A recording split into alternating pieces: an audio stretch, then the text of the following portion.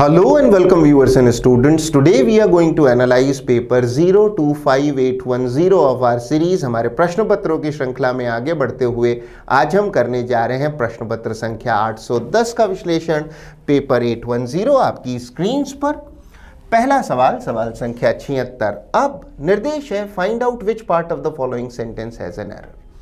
नीचे हमें एक वाक्य मिला है जिसके किसी एक सेगमेंट या खंड में ग्रामेटिकल एरर है, कोई व्याकरणीय अशुद्धि है। वही सेगमेंट वही खंड हमारा आंसर होगा। पढ़ते हैं। द मैनेजर, आप जानते हैं प्रबंधक, वॉज रेफरिंग, रेफर का अर्थ है हवाला देना, किसी चीज के बारे में बात करना। About the previous instances, previous का अर्थ है पुराने, पिछले। इंस्टेंसेस का अर्थ है उदाहरण या दृष्टांत। Of loss to the employees, employees को हुआ नुकसान। ड्यूरिंग हिज एड्रेस, एड्रेस का अर्थ है संबोधन। तो मैनेजर अपने संबोधन में उन पिछले उदाहरणों या दृष्टांतों का हवाला दे रहे थे जिसमें एम्प्लॉइज को लॉस हुआ था। वाक्य में एरर कहाँ है? वाक्य में निसंदेह एरर यहाँ है। विद्यार्थी ध्यान दें, रेफर का प्रेपोजिशन अबाउट नहीं टू होता है, यू रेफर टू समथिंग। तो शुद्धि के बाद वाक्य हुआ the manager was referring to the previous instances, उन पुराने दृष्टांतों के of loss to the employees during his address, अपने संबोधन में। वाक्य में एरर खंड बी में है और यही हमारा आंसर होगा। आगे बढ़ते हुए सवाल संख्या 77। एक बार फिर से हमें पता लगाना है दिए गए वाक्य में किसी एरर का, अशुद्धि का। पढ़ते हैं। A bit more physical exercise, bit का अर्थ है थोड़ा सा, थोड़ी सी और शारीरिक एक्सरसाइज या शारीरिक व्यायाम या वर्जिश। Will do you better by improving your health, आपका स्वास्थ्य इंप्रूव करके। एंड रिड्यूसिंग स्ट्रेस, रिड्यूस का अर्थ है कम करना। वाक्य में एरर कहाँ है? वाक्य में एरर यहाँ है। विल डू यू बेटर नहीं, will do you good. If something does you good और something does you a power of good, तो इसका अर्थ होगा वो आपके सेहत, आपके स्वास्थ्य, आपके जीवन के लिए अच्छा है। तो a bit of physical exercise will do you good और will do you a power of good. Better नहीं, इडियम है डू समबडी गुड। वाक्य में एरर खंड बी में है और यही हमारा आंसर होगा। ठीक किए जाने के बाद वाक्य बना a bit more physical exercise, थोड़ी सी और शारीरिक वर्जिश विल डू यू गुड, आपके लिए अच्छी रहेगी, आपके स्वास्थ्य या जीवन के लिए। By improving your health and reducing stress, आपकी हेल्थ को इंप्रूव करेगी और तनाव को कम करेगी। हमारा आंसर ऑप्शन बी ही रहेगा। आगे बढ़ते हुए सवाल संख्या 78 आपकी स्क्रीन पर फिल इन द ब्लैंक का प्रश्न है। पढ़ते हैं। द प्रिजनर, प्रिजनर का अर्थ है कैदी। वॉज रिलीज्ड, उसे छोड़ा गया। On dash for good behaviour, on parole. Parole का अर्थ है जेल से मिली हुई छुट्टी। विद्यार्थी ध्यान दें, यदि किसी व्यक्ति को सजा हो गई हो और वह जेल में अपनी सजा का समय काट रहा हो, उस दौरान यदि किसी आवश्यक कार्य के होने के कारण उसे जेल से कुछ दिन की छुट्टी दी जाए तो उसे कहते हैं परोल। तो कैदी को अच्छे व्यवहार के कारण परोल पर छोड़ा गया। अन्य ऑप्शंस को कभी इग्नोर ना करें, उनकी समीक्षा कर लेते हैं। इंटेंशन का अर्थ है इरादा, बेल है जमानत और फॉल्टरिंग का अर्थ है लड़खड़ाना या फिर कमजोर या निष्प्रभावी हो जाना, सामान्यतः लड़खड़ाना। विद्यार्थी अगले बिंदु पर विशेष ध्यान दें। बेल और परोल, जमानत और परोल में क्या फर्क है? देखिए, बेल वो छुट्टी है जो आपको किसी मुकदमे के विचारण या ट्रायल के दौरान मिली। आपने वचन दिया कोर्ट को कि आप ट्रायल में, विचारण में भाग लेंगे, कानून से नहीं भागेंगे, कानूनी प्रक्रिया में सहयोग करेंगे, इसलिए आप ट्रायल या विचारण के दौरान जेल में रहने के लिए मजबूर नहीं है, बाहर रह सकते हैं, उसे कहते हैं बेल या जमानत। जबकि परोल मिलती है जेल हो जाने के बाद सजा काटने के दौरान मिली हुई छुट्टी। हमारा आंसर ऑप्शन सी ही होगा। आगे बढ़ते हुए सवाल संख्या 79 आपकी स्क्रीन पर फिर से एक बार फिल इन द ब्लैंक का प्रश्न है। Waking up at 3 o'clock I heard the dash of thunder. सुबह 3 बजे जागते हुए आई हर्ड, 3 o'clock 3 बजे है, हम अनुमान लगाते हैं रात्रि के बाद अल सुबह के या जल्दी सुबह के 3 होंगे। I heard the dash of thunder, हमारा आंसर होगा I heard the rumble. Rumble का अर्थ है गड़गड़ाहट। तो 3 बजे जागते हुए 3 o'clock है 3 बजे। 3 बजे जागते हुए मैंने थंडर का अर्थ है आसमान में जो गड़गड़ाहट होती है बिजली के साथ, वह उसकी रंबल सुनी, गड़गड़ाहट सुनी। अन्य ऑप्शंस की समीक्षा कर लेते हैं। ऑप्शन ए क्लैंक भी एक आवाज है, विद्यार्थी ध्यान दे, किंतु धातु की या मेटल की दो चीजों के टकराने का। तो अगर लोहे की जंजीरें या मोटी सांकल, हमारे यहाँ स्थानीय भाषा में सांकल कहते हैं, अन्यथा मोटी जंजीरें जब आपस में टकराती हैं तो उसे भी क्लैंक ऑफ चेन्स कहा जाता है। तो धातु की दो चीजों के टकराने की आवाज क्लैंक है। क्रैकल का अर्थ है कड़कड़ाहट। अक्सर अग्नि में कोई चीज जल रही हो, जैसे टहनियां जल रही हो, तो उस आवाज को कहते हैं क्रैकल। फुलझड़ी आप जला रहे हैं, स्पार्कलर जला रहे हैं, तो उस आवाज को भी कहेंगे क्रैकल। और अंतिम ऑप्शन लूज आप जानते हैं, ढीला। तो हमारा आंसर ऑप्शन डी रंबल, गड़गड़ाहट होगा। बिजली की गड़गड़ाहट होती है, क्लैंक होती है धातु की चीजों के टकराने की आवाज, जैसे जंजीरों के टकराने की आवाज, लोहे की चीजों के टकराने की आवाज। क्रैकल आप जानते हैं, जलती हुई किसी चीज के द्वारा जो आवाज की जाती है उसे कहते हैं क्रैकल। हमारा आंसर ऑप्शन डी ही रहेगा। आगे बढ़ते हुए सवाल संख्या 80 निर्देश है find out the word which best expresses the meaning of the given word.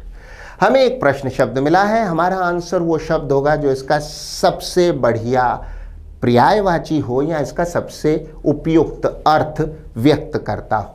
हमें चाहिए संक्षेप में सिनोनिम प्रश्न शब्द का। पढ़ते हैं। ऑस्टेंसिबल का अर्थ होता है आभासी या ऊपरी तौर पर या प्रत्यक्षतः। अगर हम कहते हैं किसी चीज का ऑस्टेंसिबल कारण, तो इसका अर्थ हुआ आभासी, प्रत्यक्ष या ऊपरी कारण। हो सकता है गहराई में देखें तो वो चीज झूठी निकले, वैसी ना निकले, उससे बिल्कुल अलग निकले, पर ऊपरी तौर पर जो आभासी रूप से, प्रत्यक्ष रूप से ऊपर से दिख रहा है उसे कहते हैं ऑस्टेंसिबल। उदाहरण के लिए ostensible reason for doing something.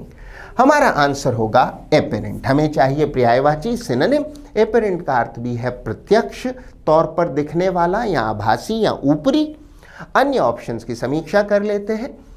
Option A ऑब्सक्यूर का अर्थ है धुंधला या अस्पष्ट। अलेजेडली का अर्थ है कथित तौर पर, जैसा कि कहा जा रहा है। अलेजेडली के लिए एक अच्छा सिनोनिम हो सकता है रिपोर्टेडली। और अंतिम ऑप्शन वेग, ऑप्शन ए का ही सिनोनिम है। वेग का भी अर्थ वही है, धुंधला या अस्पष्ट। हमारा आंसर ऑप्शन सी ही रहेगा। आगे बढ़ते हुए सवाल संख्या 81 आपकी स्क्रीन पर। एक बार फिर से हमें प्रश्न शब्द का सिनोनिम बताने का निर्देश मिला है। प्रश्न शब्द है म्यूनिफिशेंट। म्यूनिफिशेंट का अर्थ है उदार हृदय वाला या दानी। अगर आपका हृदय बड़ा है, आप लोगों को देने के लिए इच्छुक रहते हैं, परोपकारी हैं, तो आप हैं म्यूनिफिशेंट। हमारा आंसर जो कि प्रश्न का सिनोनिम होना चाहिए, पर्यायवाची होना चाहिए, है ऑप्शन डी बेनेवलेंट। बेनेवलेंट का अर्थ है परोपकारी, जो दान करना चाहे, दूसरों पर उदार हो। अन्य ऑप्शंस को रिव्यू कर लेते हैं। स्टिंजी का अर्थ है कंजूस, माइजरली, जो धन नहीं खर्च करना चाहते, कंजूस हैं, वो स्टिंजी हैं, माइजरली हैं। सेल्फिश का अर्थ है स्वार्थी, और ग्रीडी आप सभी जानते हैं, लालची। हमारा आंसर ऑप्शन बी ही रहेगा। आगे बढ़ते हुए सवाल संख्या 82 अब की बार हमें निर्देश मिला है choose the word which is opposite in meaning to the given word.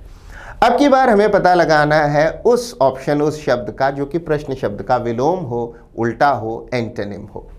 प्रश्न शब्द है वेनिटी, जिसका अर्थ है अभिमान या अहंकार, अक्सर अपनी सुंदरता, ज्ञान या क्षमताओं का अहंकार वेनिटी कहलाता है।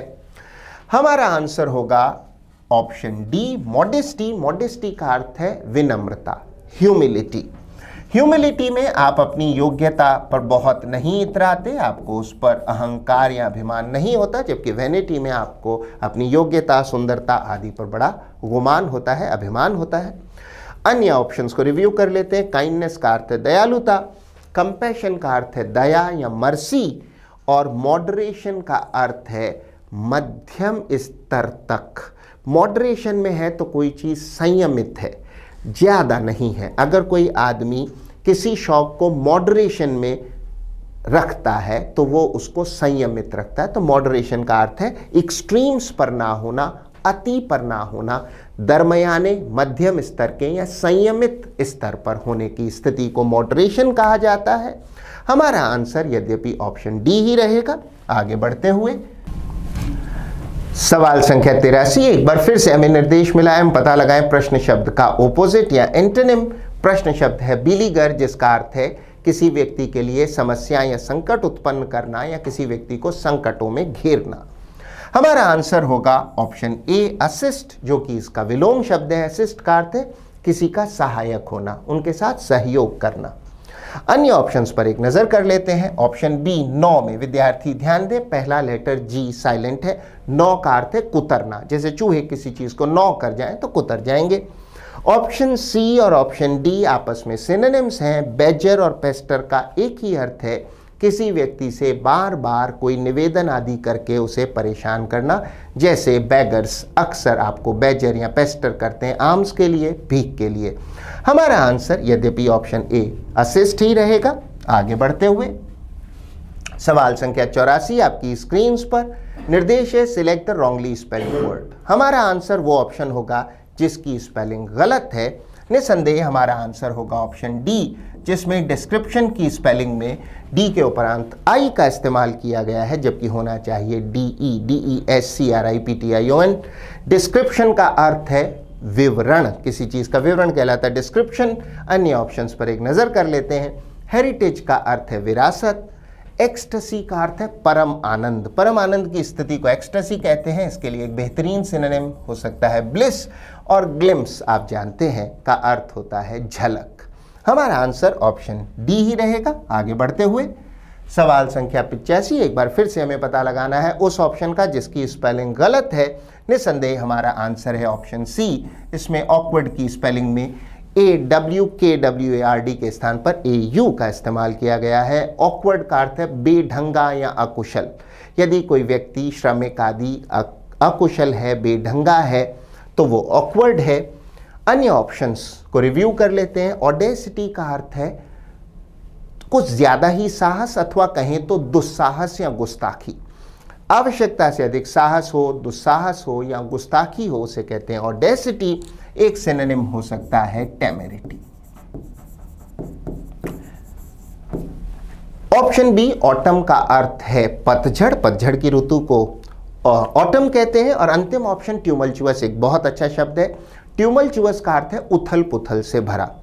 तो यदि किसी फिल्म में, किसी मूवी में ट्यूमल्चुअस माहौल दिखाया गया है, जैसे कि मूवी गदर में, तो वो ट्यूमल्चुअस माहौल है, बड़ा उपद्रव से भरा, उठापटक से भरा, उथल पुथल से भरा।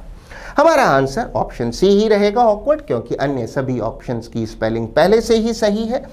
आगे बढ़ते हुए सवाल संख्या 86 आपकी स्क्रीन पर वन वर्ड सब्स्टिट्यूशन का प्रश्न मिला है। निर्देश है select the word which means the same as the group of words given below. पढ़ते हैं science which deals with celestial objects and space. विद्यार्थी ध्यान दें, सेलेस्टियल का अर्थ है ब्रह्मांडीय, ब्रह्मांडीय ऑब्जेक्ट्स यानी ब्रह्मांडीय पिंडों आदि का अध्ययन करें। और स्पेस का अर्थ है अध्ययन किसका? अंतरिक्ष का।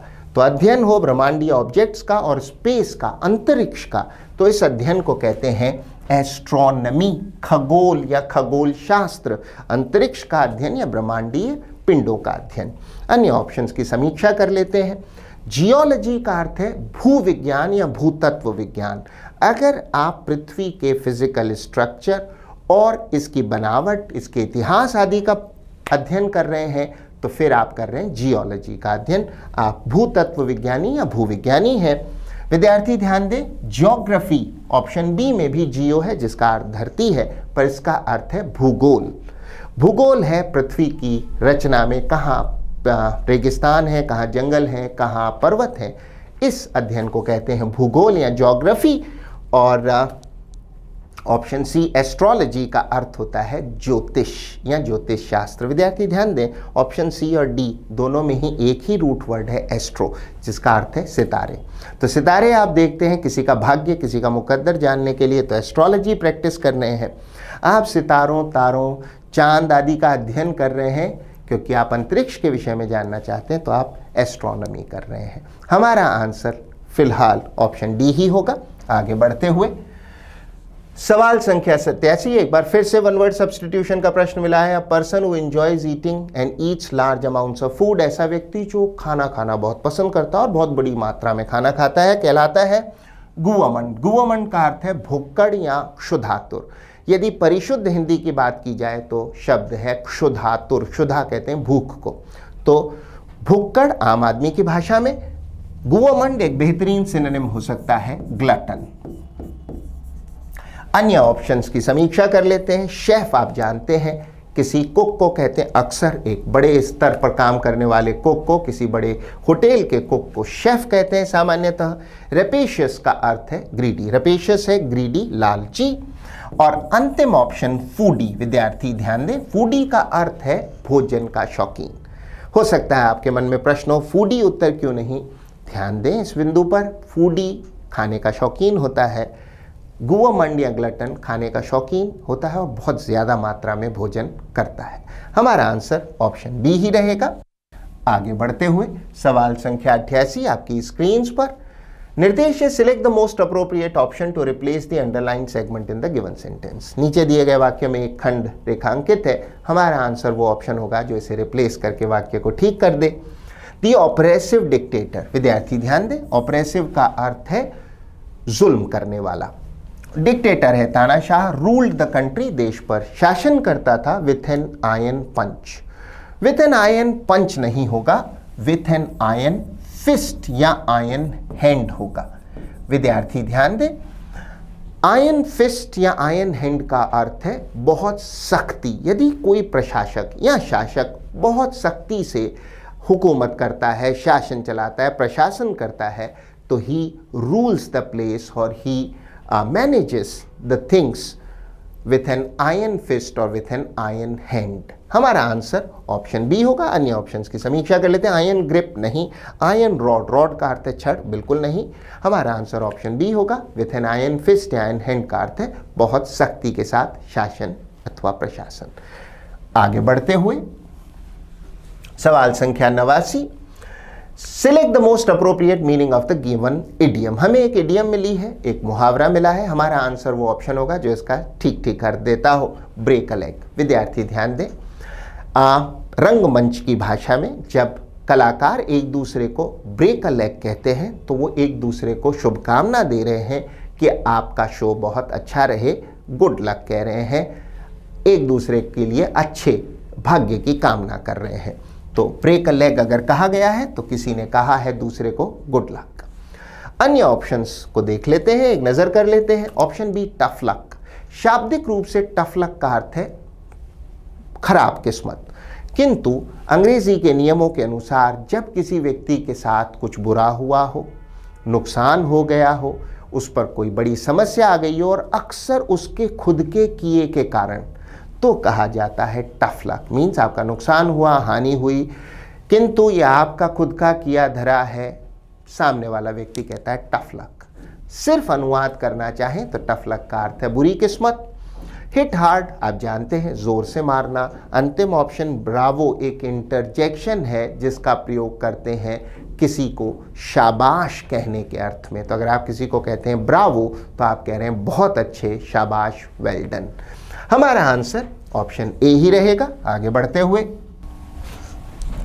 सवाल संख्या 90, एक बार फिर से select the most appropriate meaning of the given idiom. हमें मिला है एक इडियोमैटिक एक्सप्रेशन, हमारा आंसर वो ऑप्शन होगा जो इसका सही अर्थ देता हो, cutting corners. To cut corners का अर्थ है दिए गए मानदंडों, मानकों या स्टैंडर्ड्स पर कॉम्प्रोमाइज करना, उस स्तर का काम ना करना क्योंकि आप समय, धन या अन्य संसाधन बचाना चाहते हैं। हमारा आंसर होगा option B, doing something imperfectly, किसी चीज को इम्परफेक्टली करना यानी पूरे अच्छे तरीके से ना करना, in order to save time और मनी। अन्य ऑप्शंस को रिव्यू कर लेते हैं। ऑप्शन ए कहता है improving something in order to make it perfect, किसी चीज को इंप्रूव करना क्योंकि आप उसे परफेक्ट बनाना चाहते हैं। जी नहीं, ये तो हमारे इडियम का लगभग उल्टा हुआ, एंटोनिम हुआ उसका। हम क्या करते हैं कटिंग कॉर्नर्स में, मानदंडों, मानकों पर कॉम्प्रोमाइज करते हैं समय, धन आदि बचाने के लिए। ऑप्शन सी कहता है reaching somewhere as quickly as possible, कहीं इतना जल्दी पहुंचना जितना आप पहुंच सकते हो, बिल्कुल नहीं। गेटिंग आउट ऑफ कंट्रोल, हाथ से या नियंत्रण से निकल जाना भी नहीं। हमारा आंसर होगा ऑप्शन बी, कटिंग कॉर्नर से मानकों पर, मानदंडों पर कॉम्प्रोमाइज करना, समय, धन या अन्य संसाधन बचाने के लिए। आगे बढ़ते हुए सवाल संख्या 91 आपकी स्क्रीन पर हमारा निर्देश है select the correct passive form of the given sentence. हमें मिला है एक्टिव वॉइस का एक वाक्य जिसे हमें बदलना है पैसिव में। विद्यार्थी ऐसे वाक्यों में सबसे पहले दिए गए वाक्य के टेंस को पहचाने। बेहद छोटा वाक्य है, आई नो हर, सब्जेक्ट के साथ वर्ब की फर्स्ट फॉर्म है और टेंस हुआ सिंपल प्रेजेंट अथवा प्रेजेंट इंडेफिनिट टेंस। जब हम इसे पैसिव वॉइस में बदलेंगे तो नया सब्जेक्ट होगा शी, क्योंकि हमें मिला है ऑब्जेक्ट प्रोनाउन हर। सब्जेक्ट प्रोनाउन होगा शी, हेल्पिंग वर्ब्स हो सकती हैं इज, एम अथवा आर, जैसी भी आवश्यकता हो उसके साथ वर्ब की थर्ड या पास्ट पार्टिसिपल फॉर्म। हमारा आंसर वो ऑप्शन होगा जो हमें देता हो शी इज नोन। हमें शी इज नोन मिला है ऑप्शन बी में भी और सी में भी, किंतु हमारा आंसर मात्र ऑप्शन बी हो सकता है, क्योंकि नोन के साथ पैसिव वॉइस में प्रेपोजिशन बाई नहीं टू का इस्तेमाल होता है। She is known to me, ना कि she is known by me, तो ऑप्शन बी आंसर होगा, ना कि सी। ऑप्शन ए को देख लेते हैं, आई हैव नोन हर, बिल्कुल नहीं। इस वाक्य का वॉइस एक्टिव है और टेंस प्रेजेंट परफेक्ट है। ऑप्शन डी, शी नोस मी, बिल्कुल नहीं। हमारा आंसर होगा ऑप्शन बी। आगे बढ़ते हुए सवाल संख्या 92 निर्देश है select the most appropriate direct और indirect form of the given sentence. हमें दिए गए वाक्य के स्पीच को बदलना है। पढ़ते हैं, he said quote my assistant is typing a letter unquote. जब हम ऐसे वाक्यों को, डायरेक्ट स्पीच के वाक्यों को इनडायरेक्ट स्पीच में बदलें तो सबसे पहले रिपोर्टिंग वर्ब को देखें। Reporting verb said past tense में है, जिसका अर्थ हुआ डायरेक्ट स्पीच के वाक्य के टेंस को इनडायरेक्ट स्पीच में बदला जाएगा। माई assistant is typing present continuous है, बदलेगा पास्ट कंटिन्यूअस में। हमारा आंसर वो ऑप्शन होगा जो कहे he said his assistant is typing, नहीं वॉज टाइपिंग अ लेटर, जो कि हमें मिलता है ऑप्शन बी में, he said that his assistant was typing a letter. अन्य ऑप्शंस पर एक नजर कर लेते हैं। ऑप्शन ए कहता है he said that his assistant is typing, नहीं। ऑप्शन सी कहता है he said that his assistant had been typing, भी नहीं। अंतिम option his assistant is typing, बिल्कुल नहीं। हमारा आंसर ऑप्शन बी ही रहेगा। आगे बढ़ते हुए सवाल संख्या 93 आपकी स्क्रीन पर हमें मिला है रीअरेंजमेंट ऑफ सेंटेंसेस का एक प्रश्न। किसी पैसेज के, किसी पैराग्राफ के सेंटेंसेस को बेतरतीब या रैंडम क्रम में लिख दिया गया है। हमें उन्हें लॉजिकली रीअरेंज करना है, अनस्क्रैम्बल करना है और सही क्रम में जमाना है। इसे हल करने की विधि से आप वाकिफ हैं। दिए गए वाक्यों को जैसे दिया है वैसे पढ़ें और फिर उन्हें सही क्रम में रीअरेंज करें, जमाने का प्रयास करें। पढ़ते हैं, by increasing its cotton production substantially. Substantially का अर्थ है काफ़ी हद तक। Egypt was able to sustain itself. Egypt एक अफ्रीकी देश है जिसे हम हिंदी में मिस्र कहते हैं। Was able to sustain itself, sustain का अर्थ है अपना अस्तित्व बनाए रखना। बैक देन मीन्स उस जमाने में या उस समय, cotton was the chief export commodity of Egypt. उस समय में कॉटन जो थी, कपास जो थी, वो इजिप्ट या मिस्र की प्रमुख निर्यात वस्तु थी या निर्यातक वस्तु थी। Thus, इस प्रकार it became necessary for the country to boost the cultivation. Boost है बढ़ावा देना, कल्टिवेशन है कृषि of cotton on a large scale, बड़े पैमाने पर कॉटन की खेती को, कृषि को बढ़ावा देने की आवश्यकता हुई। देयर वॉज अ टाइम, एक ऐसा वक्त था, इजिप्ट, मिस्र फेस्ड एन इकोनॉमिक क्राइसिस, उसने एक आर्थिक संकट का सामना किया, एक संकट का सामना कर रहा था। Only by means of increasing foreign trade could Egypt survive. Survive का अर्थ है जीवित रहना, फॉरेन ट्रेड विदेशी व्यापार, मात्र विदेशी व्यापार बढ़ाकर ही इजिप्ट जीवित रह सकता था। इतना पढ़ने पर हमें खासा सटीक अनुमान हो चला है कि किसी गुजरे ज़माने में इजिप्ट आर्थिक संकट में था, उससे निकलने के लिए उसे विदेशी व्यापार बढ़ाना था, जिसके लिए उसे कॉटन या कपास के उत्पादन को बहुत बड़े लेवल पर बढ़ाना था, जो उसने किया भी। हमारे पास जो दो बेहतरीन लिंक्स हैं वो हैं SQ और RP। सबसे पहले इंट्रोडक्टरी खंड है segment S, there was a time, एक समय था, Egypt faced an economic crisis. Only by means of increasing foreign trade could Egypt survive. मात्र विदेशी व्यापार बढ़ा करके ही इजिप्ट जीवित रह सकता था, बच सकता था। उसके उपरांत होगा सेगमेंट क्यू। बैक देन, उस जमाने में cotton was the chief export commodity of Egypt. Cotton जो थी, कपास जो थी, वो इजिप्ट की प्रमुख निर्यातक वस्तु थी। उसके उपरांत आर होगा।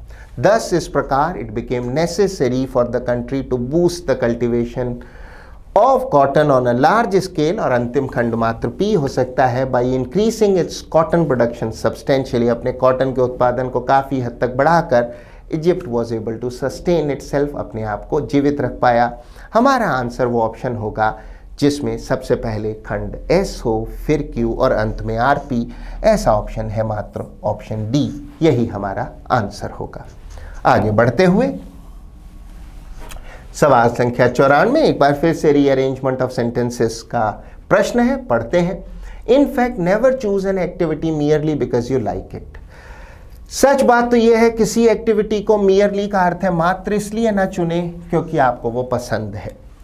By all means work up a good sweat, हर तरीके से जैसे भी संभव हो work up a good sweat, sweat का अर्थ है पसीना, ऐसा करें कि आपको अच्छे से पसीना आए। एंड इवन अ थर्स्ट, और अच्छे से प्यास भी लगे, परहैप्स का अर्थ है शायद। Anything you do that gives you some form of regular exercise, कुछ भी आप ऐसा करें जो आपको नियमित रूप से एक्सरसाइज दे, विल बेनिफिट योर हार्ट, वो आपके हृदय के लिए अच्छी है। If you can combine this with enjoyment then it is even better, अगर आप उसको आनंद के साथ कंबाइन कर सकें, मिला सकें तो और भी अच्छा। You will soon get bored of it, आप इससे जल्दी ही बोर हो जाएंगे। बिसाइड्स, इसके अलावा, बिसाइड्स का अर्थ है के अलावा। Do not push too hard, बहुत ज़्यादा कोशिश मत कीजिए। Do not push too hard either. Tune into the warning signals of your body, आपके शरीर के वार्निंग सिग्नल्स या संकेत जो कि चेतावनी दे रहे हैं उन पर भी ध्यान दें, उन पर भी ट्यून इन करें। इतना पढ़ने पर हमें अनुमान हो चला है कि ये वर्जिश या शारीरिक एक्सरसाइज की आवश्यकता के बारे में है और क्या नहीं करना उसके बारे में भी। जो हमारे पास बेहतरीन लिंक्स हैं वो हैं आर से शुरुआत हो और उसके बाद पी, एस और क्यू खंड आए। सबसे पहले इंट्रोडक्टरी खंड होगा R. Anything you do that gives you some form of regular exercise will benefit your heart if you can combine this with enjoyment, आप कुछ भी करें जिससे आपके, थोड़ी सी एक्सरसाइज करें जिससे आपके हृदय को फ़ायदा होगा और अगर आप इसके साथ आनंद भी मिला सकें तो बहुत बेहतर होगा। उसके उपरांत सेगमेंट पी, इनफैक्ट किसी एक्टिविटी को सिर्फ इसलिए मत चुनिए कि आपको वो अच्छी लगती है। उसके उपरांत खंड हो सकता है मात्र S, you will soon get bored of it, आप इससे बोर हो जाएंगे। किससे? जिसको सिर्फ आप आनंद के लिए करेंगे। मात्र आनंद अच्छी लगती है इसलिए कर रहे हैं आनंद के लिए, तो आप उससे बोर हो जाएंगे। बिसाइड्स, इसके अलावा बहुत ज़्यादा कोशिश या परिश्रम ना करें। Tune into the warning signals of your body, शरीर के चेतावनी देने वाले संकटों पर भी ध्यान दें। और अंतिम खंड सिर्फ क्यों हो सकता है, क्या करें? By all means work up a good sweat, हर तरीके से कोशिश करो कि आप पसीना आए, आपको आप पसीना लाएं और थोड़ी प्यास भी लगे। हमारा आंसर वो ऑप्शन होगा जिसका सीक्वेंस इस तरह का हो कि सबसे पहले आर, फिर पी, फिर एस और फिर क्यू। ऐसा हमें मिलता है सिर्फ ऑप्शन सी में, यही हमारा आंसर होगा। आगे बढ़ते हुए हम पहुंच गए हैं क्लोज टेस्ट पर। अगले 5 प्रश्न। क्लोज टेस्ट आप जानते हैं फिल इन द ब्लैंक्स का एक समुच्चय है। इसे हल करने की विधि से आप वाकिफ हैं। दिए गए पैसेज को जैसे दिया है वैसे पढ़ें, पहली बार में हल करने की चेष्टा ना करें। यदि समय अल्प हो, कम हो तो आधा पैसेज पढ़ें और हमेशा याद रखें ब्लैंक के आगे तक पढ़ें। पढ़ते हैं। If law making is a long and tedious process, यदि कानून को बनाना एक लंबा और एक थकाऊ प्रक्रिया है, टीडियस का अर्थ है थकाऊ या उबाऊ, इट अपीयर्स, ऐसा लगता है, दैट अनमेकिंग एग्जिस्टिंग लॉस, अनमेकिंग का अर्थ है किसी बने हुए कानून को रद्द करना, हटाना, एग्जिस्टिंग है वर्तमान कानूनों को, is an equally dash task, task का अर्थ है कार्य। How else does one explain, अन्यथा कोई आदमी इस बात को कैसे एक्सप्लेन करेगा, समझाएगा, the fact that until 3 years ago, लगभग 3 साल पहले तक a huge number of obsolete acts, obsolete का अर्थ है पुराने या अप्रचलित, जो चलन से बाहर हो गए, remained in the law books despite losing their dash and utility. Utility का अर्थ है उपयोगिता। It has been only in the last 3 years that nearly 1,800 obsolete laws have been dashed in the latest round. इतना पढ़ने पर हमें खासा सटीक अनुमान हो चला है कानून बनाने और विशेषकर पुराने कानून हटाने, रद्द किए जाने, एब्रोगेट किए जाने के बारे में ये पैसेज है। अब इसे हल करते हैं। If law making is a long and tedious process, अगर कानून को बनाना एक लंबा और थकाऊ उबाऊ प्रक्रिया है, it appears that unmaking existing laws, जो वर्तमान कानून है उन्हें हटाना, is an equally arduous task. Option A हमारा आंसर होगा। विद्यार्थी ध्यान दें, आर्जुअस का अर्थ है परिश्रमपूर्ण, जिस काम में बड़ी मेहनत लगे, जो काम काफी मेहनत से भरा हो, जिसमें परिश्रम की आवश्यकता हो, परिश्रमपूर्ण हो, उसे कहते हैं ओनरस या आर्जुअस। अन्य ऑप्शंस पर एक नजर कर लेते हैं। प्लेजेंट का अर्थ है सुखद, लेंथी है लंबा और स्ट्रॉन्ग का अर्थ है मजबूत। हमारा आंसर होगा ऑप्शन है आर्जुअस, काफी जिसमें परिश्रम की आवश्यकता पड़े। Is an equally arduous task. आगे बढ़ते हुए, how else does one explain, अन्यथा कोई आदमी कैसे इस बात को समझाएगा, एक्सप्लेन करेगा, the fact that until 3 years ago, 3 साल पहले तक, a huge number of obsolete acts, बहुत बड़ी संख्या में पुराने अप्रचलित कानून, remained in the law books despite losing their dash, despite losing their relevance, अपनी जो संबद्धता है, अपनी जो आवश्यकता है, रेलेवेंस मतलब कोई चीज संबंधित है, उसका कोई ताल्लुक रहा है या नहीं है, तो रेलेवेंस है तो उसका ताल्लुक है, संबंध है।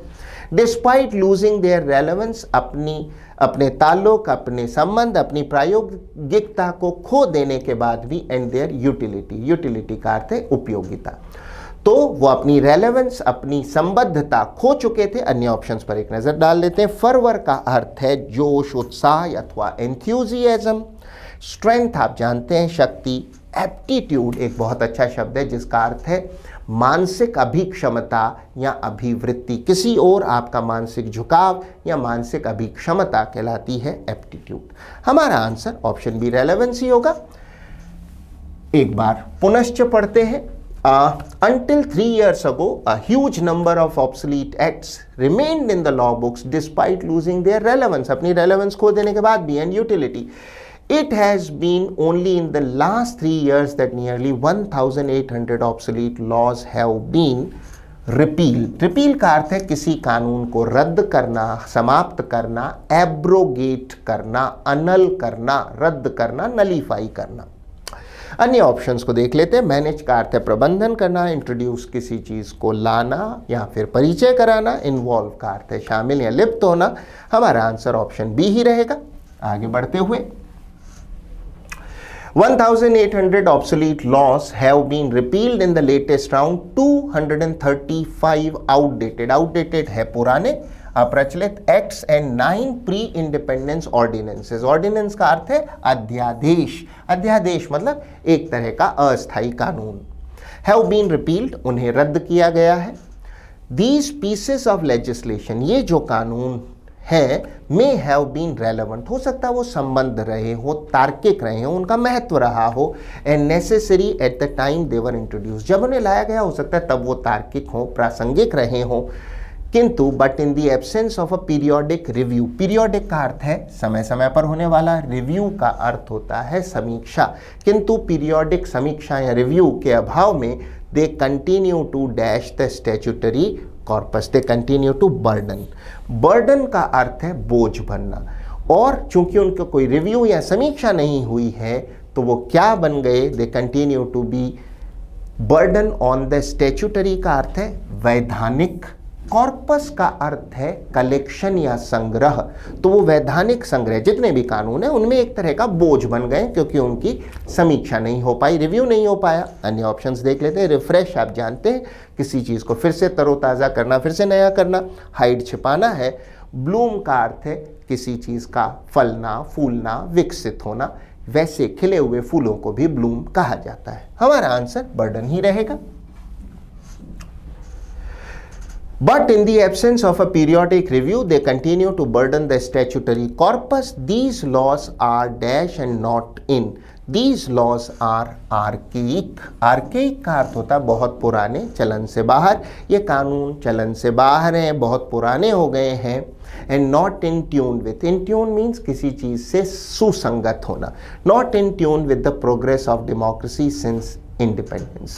और आज़ादी के बाद जो डेमोक्रेसी की प्रोग्रेस हुई है, जो तरक्की हुई है, उसके साथ ये सुसंगत नहीं है, उसके साथ तालमेल में नहीं है. अन्य ऑप्शंस को फिर से एक बार देख लेते हैं. मॉडर्न का अर्थ है आधुनिक, लॉन्ग है लंबे, और टीडीएस का अर्थ होता है उबाऊ या थकाऊ या बोरिंग. हमारा आंसर ऑप्शन डी आर्केइक ही रहेगा. आगे बढ़ते हुए अंतिम सवाल, सवाल संख्या 100 आपकी स्क्रीन पर.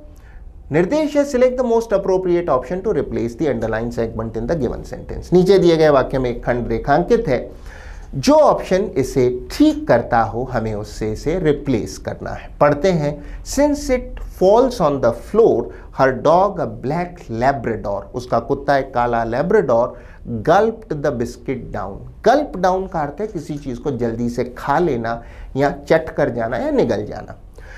विद्यार्थी ध्यान दें, वाक्य भूतकालिक है. गल्प्ड द बिस्किट डाउन, उसे जल्दी से खा गया, निगल गया, तो इट फॉल्स नहीं, बात भूतकालिक है. Since it fell on the floor होगा जैसे ही वो फर्श पर गिरा. उसका जो कुत्ता था एक काला लैब्राडोर, उसने जल्दी से इसे खा लिया, चट कर गया.